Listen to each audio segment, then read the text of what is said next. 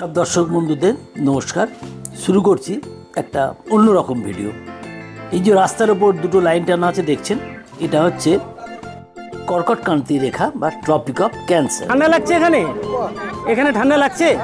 হ্যাঁ, সত্যি করে বলুন, লাগছে? মধ্যপ্রদেশ ভ্রমণের নতুন ভ্রমণস্থল ট্রপিক অফ ক্যান্সার। যাচ্ছি বিদিশা ভোপাল হাই রোড ধরে। মোটামুটি ভোপাল থেকে 30 কিলোমিটার দূরে যেতে হবে। আর জায়গাটার নাম ছোলে দৃষ্টি। একটা কাল্পনিক রেখা ট্রপিক অফ ক্যান্সার। চলে এলাম ট্রপিক অফ ক্যান্সারে। আপনারা জানেন যে পৃথিবীর মানচিত্রে কতগুলো কাল্পনিক রেখা টানা হয়েছে। ট্রপিক অফ ক্যান্সার তার মধ্যে একটা।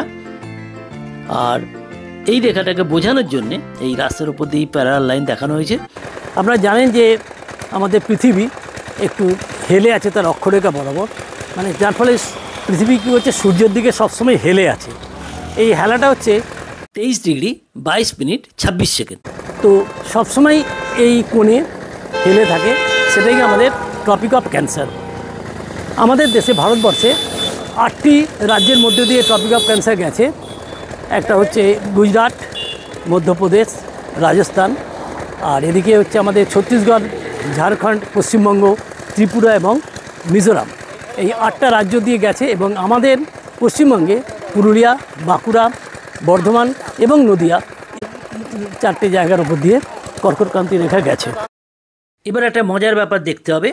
বলা হয় এই ট্রপিক অফ ক্যান্সার বা এই কর্কটক্রান্তি রেখা যে রাস্তার ধারে এলে এখানে যে দুটো সিম্বল করা আছে, এর একদিকে ঠান্ডা আর অন্য দিকটা নাকি গরম।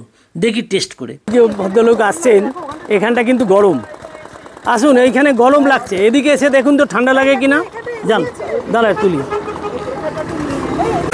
হাই রোডের এইখানটা এলাম, স্টোন চিপ ফেলে দিয়েছে তার জন্য গরম হতে পারে নাকি, এখানটা গরমই লাগছে। এবার এদিকটা যাই,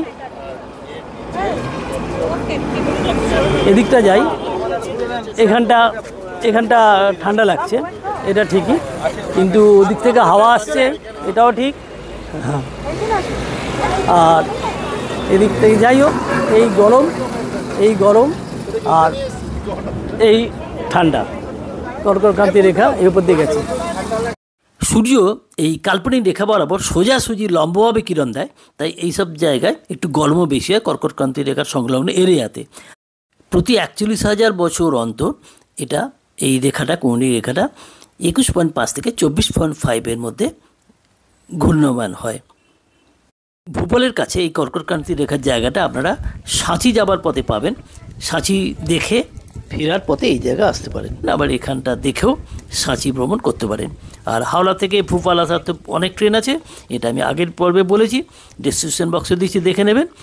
আজকের এই পর্ব শেষ করছি, পরের পর্ব সাঁচি। দেখতে থাকুন টিকেসি ডেস্ক, লাইক করুন, শেয়ার করুন এবং অবশ্যই যারা সাবস্ক্রাইব করেননি প্লিজ একটু সাবস্ক্রাইব করে দেবেন। ধন্যবাদ, ভালো থাকুন।